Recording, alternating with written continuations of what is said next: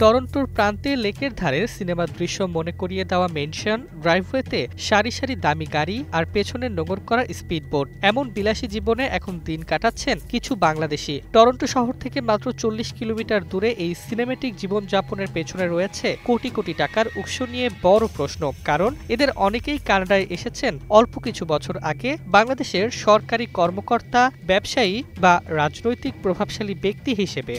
Niacinamide ও salicylic সমৃদ্ধ lily face wash, যা ফেসের ডেড স্কিন সেল দূর করে দেয় দ্বিগুণ ফাস্টার ব্রাইটেনিং। কানাডার ফেডারেল সংস্থা ফিনট্র্যাক সম্প্রতি মুদ্রা পাচারের 1582টি ঘটনা চিহ্নিত করেছে এবং এর মধ্যে 200 জন বাংলাদেশির নাম সন্দেহভাজন হিসেবে আইনশৃঙ্খলা বাহিনীর কাছে দিয়েছে। Fintrac bank, real estate brokerage, casino ও ইন্স্যুরেন্স কোম্পানি থেকে সংগৃহীত তথ্যের ভিত্তিতে এই অনুসন্ধান চালায়।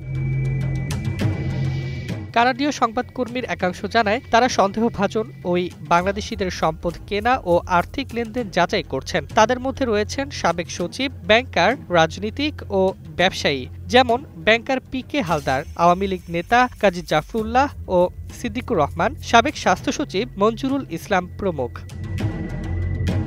তবে কানাডায় সম্পদের মালিকানা নিয়ে আলোচিত কিছু প্রভাবশালী ব্যবসায়ীর নাম এই তালিকায় নেই, কারণ তাদের সম্পদের অর্থ এসেছে তৃতীয় দেশ হয়ে বৈধ পথে, যা কানাডীয় আইনে বৈধ হিসেবে গণ্য। এদিকে কানাডা সরকার এ ঘটনায় কঠোর অবস্থান নিয়েছে। বাংলাদেশের অভিবাসন প্রত্যাশীদের ভিসা প্রক্রিয়ায় চলছে কড়াকড়ি, আর নতুনভাবে বাড়ি কেনায়ও আরোপ করা হয়েছে বিধিনিষেধ। টরন্টোর বাংলাদেশি মহলে এখন গুঞ্জন, বেগম পাড়ার পর জন্ম নিচ্ছে আরও নতুন পাড়া, যেখানে বিলাসী জীবনের আড়ালে জমে উঠেছে অর্থ পাচারের নতুন অধ্যায়।